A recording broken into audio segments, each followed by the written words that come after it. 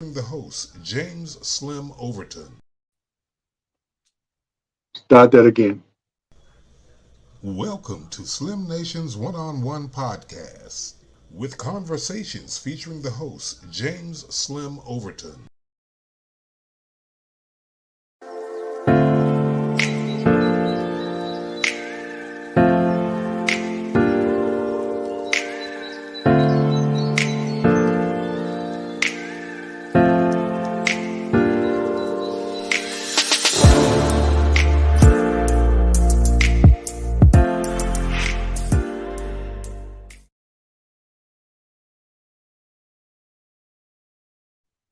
Well, good morning, everyone, and welcome to the Slim Nations One-on-One podcast.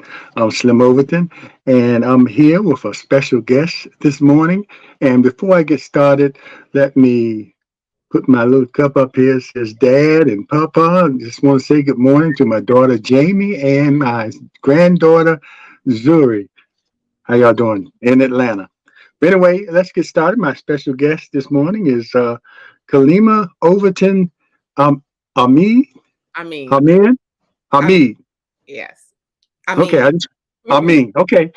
I'm known for butchering people's name, but anyway, welcome. Thanks for coming and joining us here on the podcast this morning. We appreciate you. I know you're a very busy person. You have this book out called Hidden in Plain Sight, and but before we talk a little bit about that, you are from North Carolina, Elizabeth City, North Carolina, and we were just talking off camera. You know that Overton name pops up, and wondering if we are somewhere down the line related. So I think it's going to take a little research to see if we're related. But if not, you're still my sister. You're that's still my sister either way. You know. it. Anyway, so you grew up in Elizabeth City, North Carolina, and you attended Elizabeth City State University. Am I correct? Yes. So where you majored in what was it you majored in there? English lit. English lit, and that's what my daughter majored in, and she's a college professor teaching English lit. So we have that in common as well. And then you went on to Norfolk State to get a grad degree in urban planning. Am I correct there? Yes, I went to graduate school at Norfolk State, and before graduating from there, I went on to the federal government, and so I didn't get to do any teaching, which was my intent, but Mm. I ended up completing 23 years in the federal government before I retired. I retired during COVID. Okay, and you were a policy writer. Is that the correct title?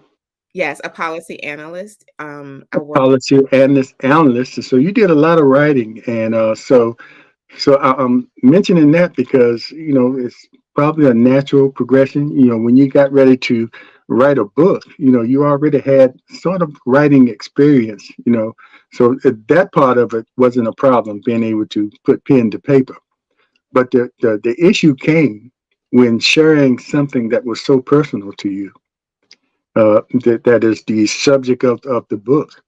So tell me, well, let's go back a little bit more to as far as you growing up Mhm. in Elizabeth City, North Carolina. I always like to sort of dig in and see the personality of the person. What was it like for you growing up in Elizabeth City? I know a lot of people might think, oh, that was kind of country, but what was it like for you growing up in Elizabeth City? And what? It's a very small town.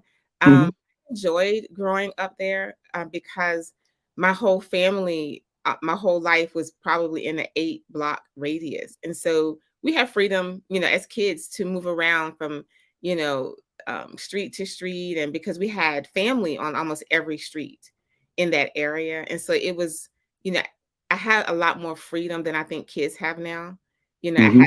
grandmothers lived on either end of the corner. My great aunts was on the other end of the street. I had cousins and for a long time we lived next door to my stepfather's mother and then all of those children and grandchildren. And so I felt like I had a lot of freedom, because we were safe. And then the people who weren't relatives were teachers at the school. They all lived on our streets, in our neighborhoods, and so we did have to mind our manners because Yeah. I remember Miss India Harvey. the only spanking I ever got in life was in school with Miss India Harvey. And so I would go around the opposite block to my aunt's house to avoid her house because I was afraid that she would get me again because I was a child, and something, oh, she Yeah. would get me again. But, that's how our neighborhood was. And so, if a parent didn't see you doing something, someone else saw you, then it would get back to, the parent, or they may chastise you right there because it was, Right. a nice community. So I did enjoy growing up there. Yeah, and all those influences and things like that pretty much help shape you into the woman you are today. So, and even back there, did you have any kind of aspirations? Being in a small town, sometimes you had to have a great imagination because it probably Yeah. wasn't a whole lot to do. No. So I can think or imagine you being a reader, you know, because you could take a book or a magazine or something and go anywhere in the world you want to be. So, is that something you did growing up as a young child in high school? Yes, I read a lot. And, back then people didn't, and it's not anything negative. It's just the way the times were. They didn't focus a lot on buying books specifically for children, especially for Black children. Although we had lots of teachers in the family, I'm saying to have a collection of books and things like that in the house. But we read a lot. I read a lot. I would sneak my mom's Harlequin novels and things like that. And I would read the newspaper. But um, I did think about being a writer even at the age of 11 and 12. I wrote a lot of poetry. I wrote a lot of short stories, but I wanted to be an attorney. And then Mm. I ended up just, I still have a big collection of poetry and short stories that I never did anything with. And so once I went to college and went on to the federal government, I didn't really think about writing a book. Um, it's definitely not a book like this. I always thought I would might write a novel or a book of poetry, a collection of poetry or something like that, but I never imagined that I would write this type of book. Well, see, and that's why I like to go back because, even back then, you were a reader and writer and you had aspirations of being certain things. And that's probably why you went and majored in English lit. That Yes. was something natural to do because you love reading and, Mhm. and you would have had to been a great reader to be an attorney as well, Yes. because that's involving a lot of reading. So I just wanted to go back there and get a little idea of, uh, of your childhood, of your life growing up in Elizabeth City. So let's move on to the book now. Once you start talking about the book, people are going to realize that there's some things in there that were very personal that you experienced. What got you to the point that you said, I want to? Well, I can help you with that because when I was looking around, I saw a quote and I'll paraphrase a little bit. Let my struggle be your survival guide. Oh, So that was something that probably, encouraged you to share something so personal. And that was the question I was asking you. What got you to that point where you said, I want to share this? Because a lot of people hold that inside. They might even be victorious in getting out of it, but the public doesn't know. It's just a personal battle that you won. So, what made you want to go so personal with your story, and then eventually involving other people that had this similar experiences? yes. I actually still did not think of writing a book. I was just kind of, fighting my own personal battle. And it was my brother-in-law, Imam Ali Salam. He said, you can't just keep this information. You have to share it and help other people. And so I ended up writing a series of columns for the Muslim Journal. It was a 7-week series about abandonment in the Muslim community. And once that came out and I posted it, when the series started coming out, I was getting text messages and emails and messages to my inbox from women who were not Muslim to say, well, why didn't you include us? This happens to us too. So just kind of fast forward, I still at that point didn't think about writing a book, but then that's how it expanded because I just was like, oh, I'll write this column. And even that, I was a little reluctant because everything was happening in real time. I was writing the book while I was going through the trauma, while I was going back and forth to court, while Wow, you were writing the book while you were actually going through your situation, yes, and even in the and I mentioned that, the book is probably premature because I'm not healed, but I felt like if I wait until I'm healed, a lot of other people could get hurt or not have this information, while I'm taking time to heal, and so I even mentioned in the book that it's premature. Um, uh, doing the book is part of the healing process, I believe, and it's probably therapeutic for you yeah. to have to go through that, especially talking to other women that have it. So going through that, writing the book, or while you were actually going through that, how did um, your husband at the time, did he know that you were doing this, that you were writing about your experience in at the time that you all were together? No, I didn't write the book while I wrote the book Oh, okay. while I was You, getting divorced. I'm sorry. Yeah, You wrote the book while you were still healing. That's what you meant. Okay. All right. right. While I was I wrote the book while I was going through the process of divorce. Okay. Okay. We're clear on that. Sorry about that. But go ahead. Continue. Um, Continue. and so I was saying that, I was saying the book was premature in some ways because I hadn't gotten to the end, of my story. But Okay. not only was I having that situation, I had moved to Virginia Beach to take care of my father during COVID. And Hmm. so he had a health emergency and was in a nursing home. And so, we had moved him into our home. And so during this process, I was still caring for him and he was terminally ill. And so I had Hmm. all of these things going on. So I said that to say, so in my mind, I wasn't thinking about, let me write a book.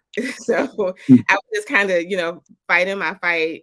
And that was my brother-in-law who said, you really need to write a book to help other women. And so that's how that evolved into the article. And then at that point, I did say, I will write a book. And initially, it was going to be about my experience. But when I realized, as traumatic as my experience was, it could have been worse. And many women experience worse. And so I felt like my story I didn't want it to be the focal point of the book, which it's not. And so I included, 4 other very courageous women, and I included their stories and how they were able to, overcome, these obstacles and advice from them about, how you can overcome these types of traumatic experiences and these obstacles in life. And the book is really about a narcissist, and the behavior that these type, for people that might not know what that is. Can you explain, what kind of personality that is? Yes, and oftentimes they call someone a narcissist just because they have bad behavior. Mhm. What happened is I ended up being informed, and I started researching this. It's a personality disorder, and I started researching the personality disorder because I'm a policy analyst, and that's what I do. And so I Mhm. approached it from that standpoint. It's not some kind of salacious tell-all. The book is, a research project kind of on the policy and the procedure of narcissism. And the narcissist is not just someone who has bad behavior, but it's someone who is very methodical, diabolical. They are very intentional about their bad behavior. So when you think about how we sometimes make a mistake or we have bad behavior because maybe we became angry, we were hurt, or we just maybe didn't have good home training, and so Yeah. do things that might be bad behavior and it's kind of a one-time thing, or it may be something sporadic if a person doesn't have control of their emotions or things like that. But when you think about the narcissist, they plot and plan out these types of behaviors and they're consistent across the board with home, with family, with work, with community members in their church. They consistently exhibit this type of manipulative behavior. And so they are very well versed at grooming people. Mhm. Even when you think about it on a scale, narcissism is on a spectrum, right? And so at Right. the very top of the spectrum would be the serial killer. Most serial killers are narcissists at their core. And I'm not just, I don't just make up stuff. I'm just telling you from my research what I saw. Right. I'm not coming up with some, groundbreaking theories. Okay. Yeah, Um, the book is based on extensive research on your right. part. Yeah. And at the very low scale of that spectrum is the person that's really self-centered, conceited, and overindulged. And in the middle of that spectrum is the people that I write about in my book who are seemingly very well integrated into the community, and I write about the people who are, doctors and lawyers and teachers and police officers. I don't, you know, I think people have an idea of what an abusive person looks like. And they think, it's a poor people's problem, it's a Black people's problem, Mhm. or this is not my problem because, I'm steeped in and grounded in my religion. But, the ladies I interviewed in my book and the men that they were married to were all that, they were not, marginalized people on the outskirts of the community. They were very involved, very successful in their careers, involved in their churches, they're involved in their mosques, involved in the community, because this is part of the grooming process. On the outside, I'm going to be this very well-versed, well-mannered, very helpful, giving charity. I'm going to be this person outside of my home. And on the inside of my home, I'm going to be someone totally different. And so this is the grooming process, not just to groom the individual, but they will groom your family, your friends, your coworkers, your colleagues, groom the people at your church. So when you report their bad behavior, they'll say, I never saw that. I never saw the person doing this. He always gives to charity. He's always volunteering and he's Yeah. always helpful. And so that's the difference between someone with bad behavior and the narcissist, because not only are they going to have the bad behavior, they're going to groom you and everyone around you to accept this behavior or to dismiss the reports of the bad behavior, which could be abuse, that is mental, physical, spiritual, and financial abuse. I saw something that you said too was interesting to me about certain religions, the Muslims and Christians and maybe Catholics and people that are outside of that. The dating process leading up to marriage might be shorter than normally. You don't have those people that are engaged for a year or two, like you see, and some people 10 years engaged.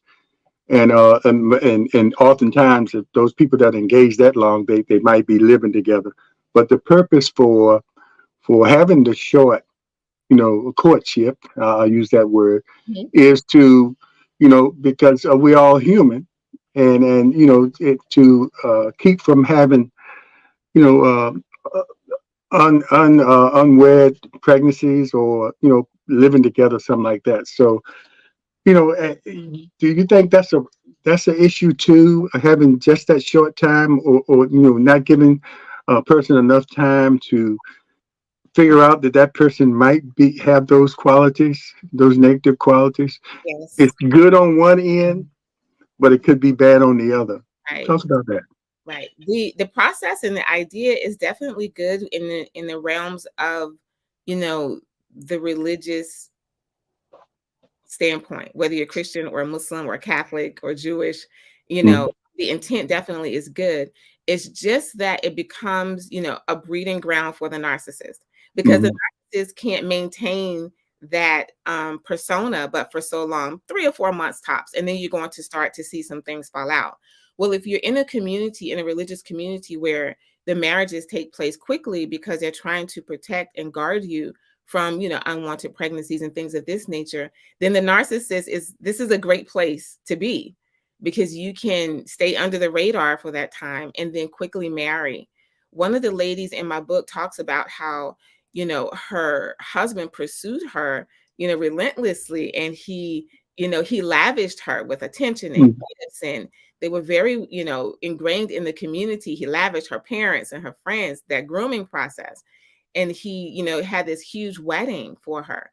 And then after the wedding, the next morning they got on the plane and he immediately started to demean her and diminish her. And, he abandoned her twice on the honeymoon and left her alone because she wouldn't comply with whatever he was asking.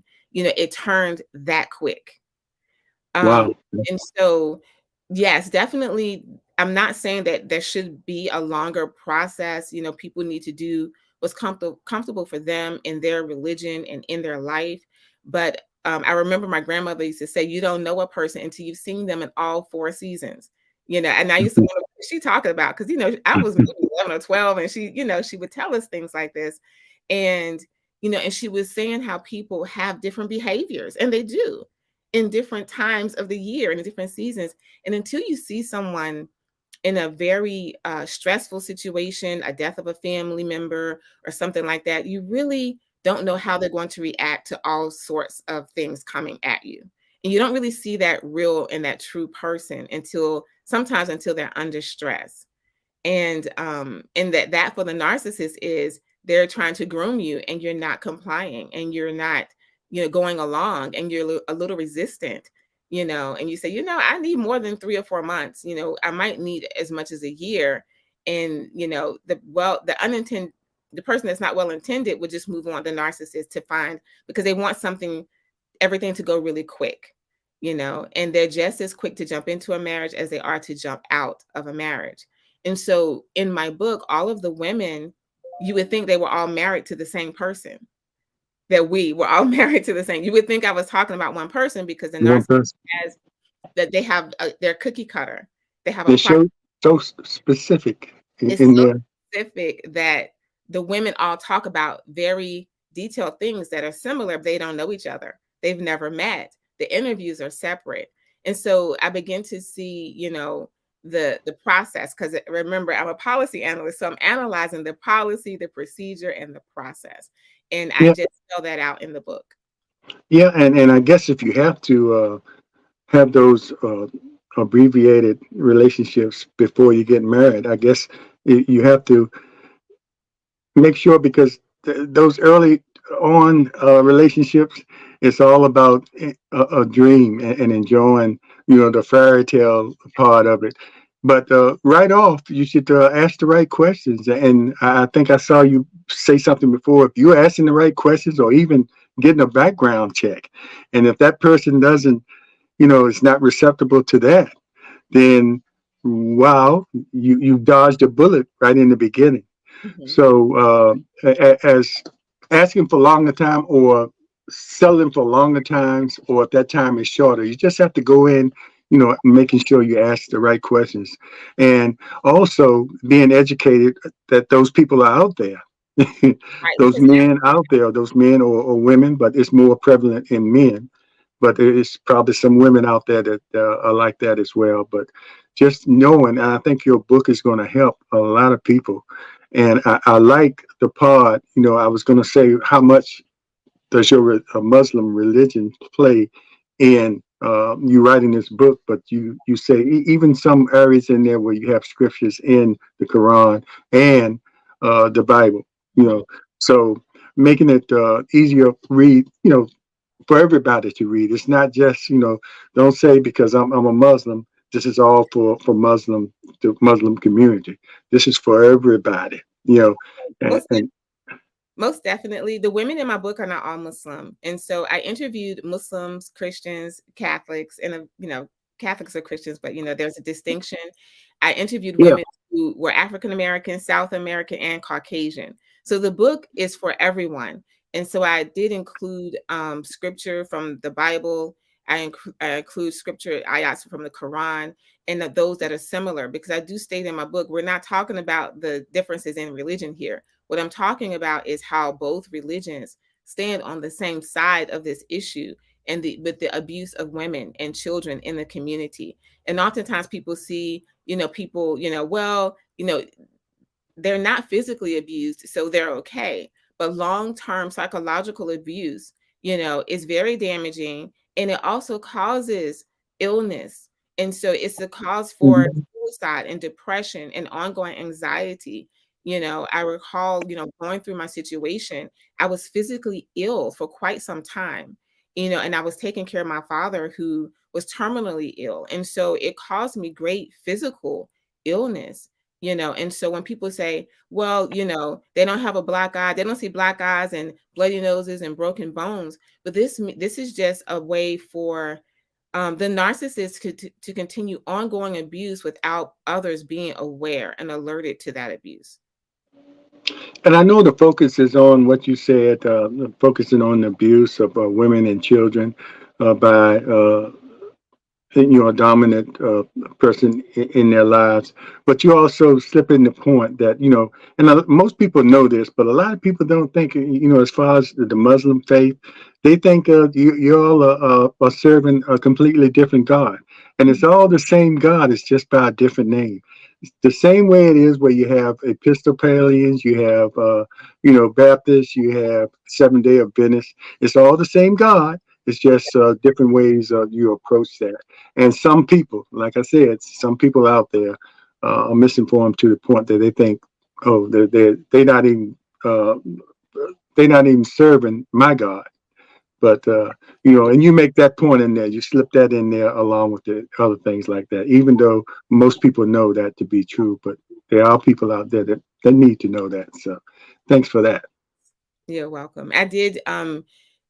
Took I took great care in my book, to represent Christianity and Islam in, as, in a holistic way, because you can't, as a Muslim, we can't even be Muslim without believing in Jesus, Hmm. without believing in all of the prophets, which includes Jesus, of course. And Jesus is mentioned in the Quran more than any other prophet. And so there Right. is no separation between us, and so in my book, I purposely selected scripture from Quran and the Bible, that coincide, because I didn't want people to get sidetracked with, well, I'm a Christian or I'm a Muslim. I showed all of the similarities, especially on this topic, specifically on this topic. And so if we can agree on that, then we can Hmm. move forward and agree, okay, now how do we, how do we solve this issue? How do we protect, our family? And so and my book is also for men, because it shows you how to protect the women in your family, your mothers, your daughters, your sisters, your nieces, your aunts, women who, are at risk of being groomed, by this type of person, and suffering from psychological or spiritual abuse and financial abuse. And you say it's for men too. And even though some of the men that are involved in narcissism might be aware of what they're doing, Oh yeah. and the grooming process that they do, but it might be some that don't actually get a chance to really look at themselves. And this book might give them opportunity to say, "Oh, God, am I that bad? I didn't realize I was that bad. I know I was trying to groom this person into what I wanted them to be, and I might have been a little hard, but in their mind, it's a part of it's normal for them, and that's the way they should. A woman should be obedient, and people can pick any parts of the Bible and interpret it the way that works for them. You know, so I'm sorry. Go ahead. Oh, for my book, you have to get, the beta readers, the test readers, and the majority of my test readers were men. And I did Mm. that purposely because I didn't want my book to be a male bashing book. And, like I said, I'm writing the book as things are happening and folding out in real time in my life. And so sometimes you don't know some things you might be feeling that might trickle into the book. And so when I got my beta readers, I had 20, and 17 of them were men. And my editor, two of the editors were women, but the beta readers were primarily men, because I wanted to make sure before I even got the book to the publisher that it wasn't going to fall into the realms of a male bashing book. And the men that read my book prior to that, they felt that it was not, they didn't feel marginalized, they didn't feel villainized in my book, but they all said the same thing, whether I had ministers, imams, teachers, I had a social worker, marriage counselors, who were all men who read my book, and they all said the same thing, that they had to stop and think, like, did I do this? Have I done this in the past? Was this my past behavior? And some of them were like, yeah, I did used to do this when I was younger, or, and some behaviors they still had now, or they were relieved to see, at the very least, I did not participate in this type of behavior. So it just confirmed for me and gave me the confirmation that it was going to be a book that would be helpful for men and for women, and that I wasn't going to fall into that, slippery slope of male bashing, which is not my intent. I talk about those men in my book who are the vanguards, who stand, in the gaps for the women in their family to protect them from this type of behavior and other, undesirable behaviors. Yeah, and I brought that up because I read somewhere where some young children with ADHD, and have it at a young age, and they possibly could turn into narcissism as they get older. So sometimes, go ahead. You're shaking your I head. did not find anything like that in my research. I'm not saying that it's not true. I've never seen that. ADHD and narcissism are not, connected. Um, Okay. Narcissism is a personality disorder, whereas ADHD is not a personality disorder. And of course, I'm not an expert in that field, but narcissism is a personality disorder. It goes along the lines of being a psychopath and a sociopath. It's on that side of disorders where ADHD is not. It's a different type of disorder. But narcissism mostly develops in children who are either overindulged. There's a difference between saying, you're just as good, as the other children, and you're better than the other children. And because you're better than the other children, you can behave and do whatever you want. We're going to protect you, from punishment. We're not going to chastise you. We're going to, dismiss and demean and diminish anyone who points out, your behavior. And this is what the narcissist does, because when you find them out and when you realize who they are, they will go on the attack. They will attack you verbally. Hmm. They may attack you physically. They will attack you psychologically. They will go and compromise every safe space that you have. And so this is something that is a social disorder. And if a narcissist reads the book, they may recognize themselves, but typically a narcissist is not going to be susceptible to counseling, which is what they would need is deep therapeutic counseling. But they will try to groom the counselor. They will try to groom the therapist, and then if they can't groom them, they would dismiss them and say, well, they're not a professional, or they're not an expert, or they don't know what I know, because a narcissist, is always the smartest person in the room. And the narcissist doesn't have room for anyone else, to have any intellect in the room, but they will surround themselves with people, that boost their ego, that keep them on a pedestal. But once you see their flaws, then you become a liability. And that's when they will go on the attack. They will attack your character. They will attack your family. They will attack your friends. And they will make you second guess everything that is happening Right. in your life. It'll be like being inside of a tornado and you won't know what happened or what hit you. Yeah, and to that point too, as we kind of wind down, they are so smooth with it, and you mentioned early on in the interview that based in the community, they have respect in the community, and the people might look at the victim as something she must have done, because that's not well, not John Henry, no, you know, why would she leave something like that? She has everything, cars, money, house, you know.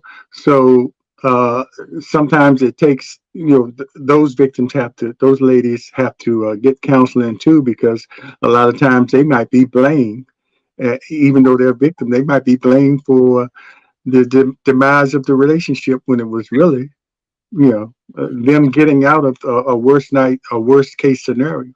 And it's not even as simple as the demise of the relationship. It is an abusive relationship. The Mm, demise of a relationship implies that we had, that the people had, a mutual, you know, understanding that we're going to part ways. It's just not working out. That's different. right. In my book, all of the women suffered, psychological abuse, and then were abandoned. They abandoned families on, and like the lady on the plane, and she comes back and he disappears, or Mhm. they come home and they're put out of their homes, or they go away on trips and the person disappears. these are the things that happened in real life in my book. And so oftentimes marriages don't work out. That's different from suffering psychological abuse and the person, purposely, when you report the abuse, like you said, they say, oh, well, it must have been something that she did. In my book, all of the women went through situations where the person, the narcissist, what they'll do is poison the waters before you even know what's happening. And now they isolate you. And it's the same type of isolation in a physical relationship. They isolate you to abuse you, where they isolate you from family for the same reason and in the same way, by planting seeds, of doubt in the family, and creating a persona about you so they can easily walk away and no one will care. She's an alcoholic. She's a fallen down drunk. She's been unfaithful. She's abusing me. They would easily say you're doing to them what they're doing to you. And they would play the victim and be the abuser all at the same time. And so that's something that you will read about in my book, specific stories, because I interviewed all the women and I gathered the process, the love bombing, demeaning, and then spirit breaking, and then abandonment. It's a 4-step process that all narcissists use. The length of each stage in the process may vary, but the process is identical across the board. It never changes. Okay, and along with those stories that people are they gonna be able to experience the 9 red flags that you mentioned? That's a part of the book, as well as the steps to recovery. Yes, I do. I'm So providing. it's a self-help book too. Go ahead. Go ahead. No, you go. Now I was going to say you're going to share the stories, and then it's going to be some self-help, advice in there as I will well. not leave you in the dark. One of my early readers said, "Oh, I'm just so emotional. I'm so overcome. I have to put it down." And but I do leave you on a high note with the ways, the red flags to look for, how to overcome this if you have fallen victim to it. And like I said, that reader, she said, "Oh, I'm just overwhelmed." But I did want to say this, even with the interviews, I didn't interview myself, of course. I didn't write my own case study. There are case studies in the book. I had another writer to interview me, Wow. and to write my case study. But interestingly enough, I was never able to read my story. So I wrote the whole book with my story on the side, because every time I would go to read it, I would just feel re-traumatized. And so I just started writing the book without my story. And then by the end, now this is almost a year later, and of course I was in counseling and therapy. Now I was able to pick up my own interview and inject it into the book. It was just, but prior to that, I wasn't even able to read my own interview.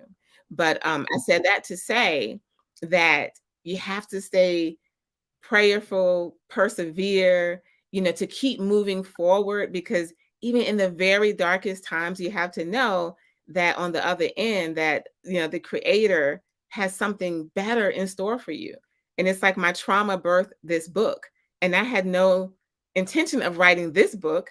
I dreamed of writing a book. I wasn't even thinking about it, but, the creator took me down this path for a reason. Okay, now that you've got us excited about the book and want to read the book and experience it, especially and like you said, it doesn't have to be people that had those experiences. It's a good read, and some of the things in the book you can take and relate it to other things in your life, Yeah. that you might be going through. So it's good for that as well. So how can we win?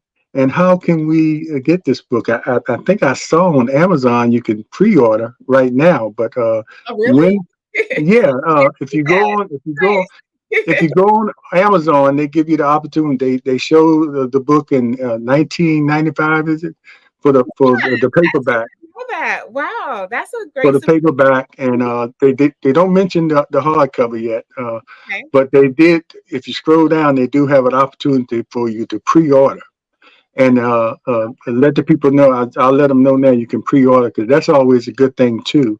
If you already have the pre-orders, a lot of pre-orders out there, so when the book it comes available, you're already ahead of the game there a little bit. So Well, I honestly did not know that. I Yeah. know a couple of people told me they looked for it and they couldn't find it, but it will be available at Barnes and Noble, Amazon, Google Play, and iTunes in the next 2 to 3 weeks for purchase. And the paperback is $19.95. The hardback is $28.95, and Google Play and iTunes is $9.99. And Hmm. you can actually subscribe to my listserv to get information not only about the availability of the book, but I'm having an in-person book launch event in Virginia Beach on November 4th.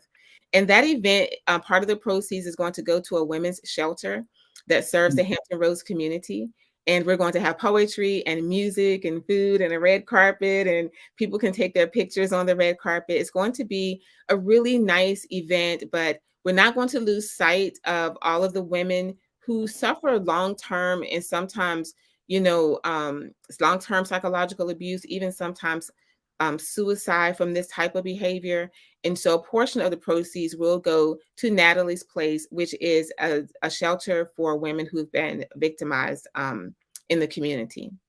Yes, and this month is Suicide Awareness and Prevention Month, and we just did a show on Portsmouth Coffee Talk about suicide just yesterday. So it's important because I'm sure a lot of people fall into that category that go through such a traumatic experience when they just thought they were going to have a happy life, Yeah. a married life, what they've seen all their life growing up, other people, get married and have a happy life, children and everything, and then they get into this thing and it turns into a horrible nightmare. And sometimes it's a little hard to cope. So I think it's all about being aware and being informed about what can happen, and not to the point where you look at everybody you see with a side eye. You just have to just be vigilant in making sure when you pick a partner that is somebody that is not going to do you harm down the road.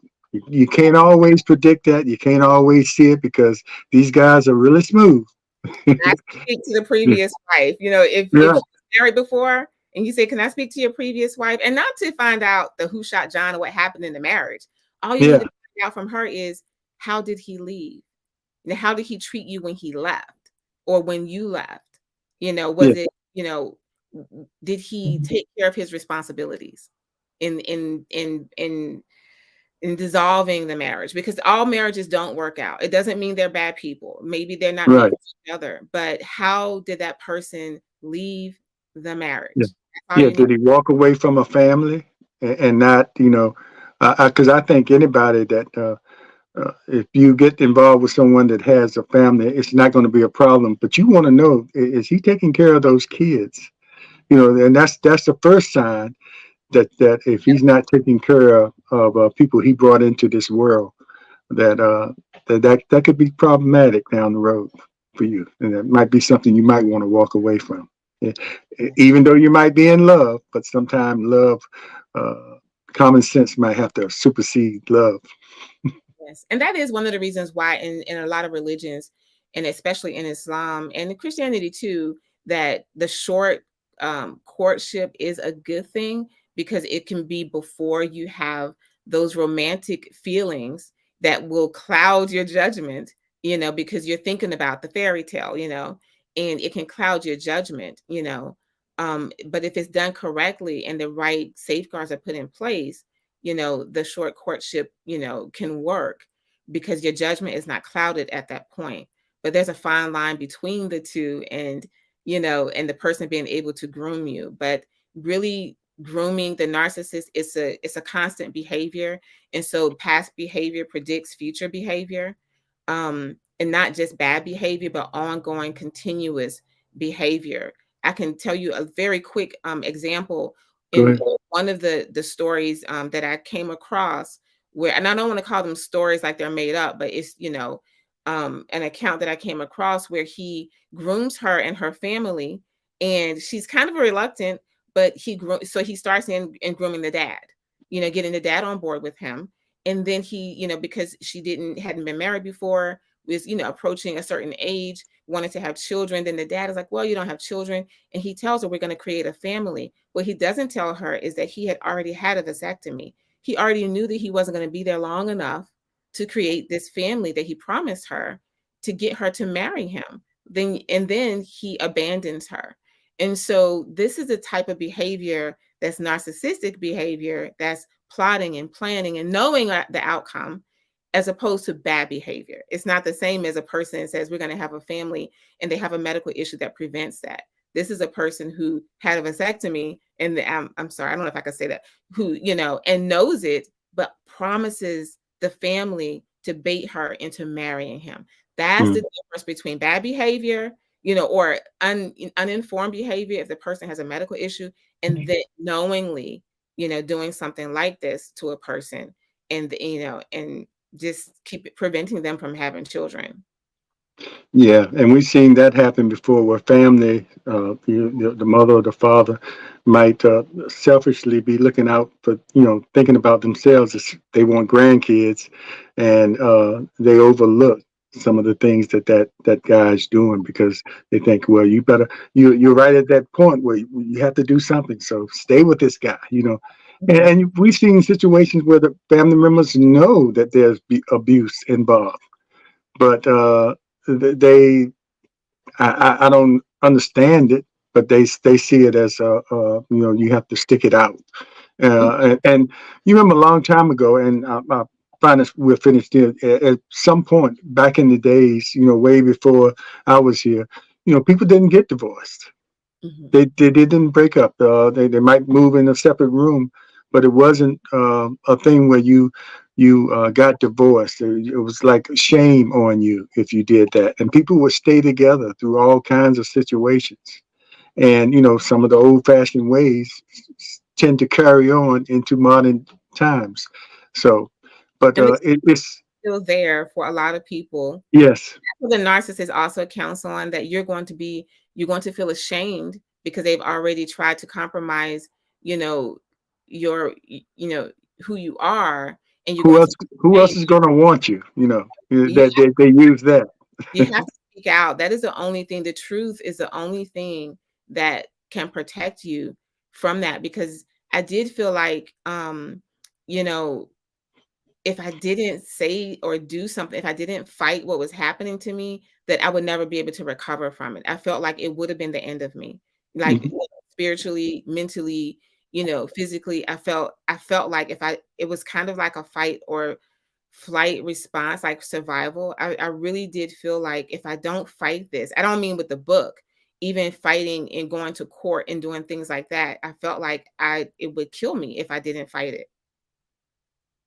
Well, yes, and thanks a lot again. I appreciate that, and uh, make sure you all out there be prepared to get this book. And like I said, you go on Amazon and put I want to in. go on Amazon and look now. I didn't know it was pre-ordered. Yeah, you see it now. Yeah, you just put in her name, Kaleema Overton Ameen, and it'll come up, and you can pre-order now. And when we get off, I'm gonna go ahead and pre-order mine. Uh, so I'll make sure, because I know it's gonna be a sellout. I know it's you're gonna be on the bestsellers list, because this subject is something that's going to be very important to a lot of people, whether they're going through something like that, like I said, or not. So I believe it's going to be something that's going to be a breakthrough book for people. And thanks for taking your time and sharing such a personal story. Thank you for inviting me on. I was so excited when I got your invitation. So thank you so much. Well, thank you, and we're going to be on our YouTube channel, and I'm gonna still be promoting this particular show, and you'll promote. And then when the book comes out, the publishers they'll do their own promotion. Yes, they haven't. They'll start their media campaign. It'll be across all of the media, and it'll start soon. They'll actually do a social media campaign as well. Facebook, Instagram, Twitter, TikTok, and they'll create a YouTube channel for me. All these things are going to happen. It's just been kind of like from 0 to 60. I just don't even know how I got here. Yeah.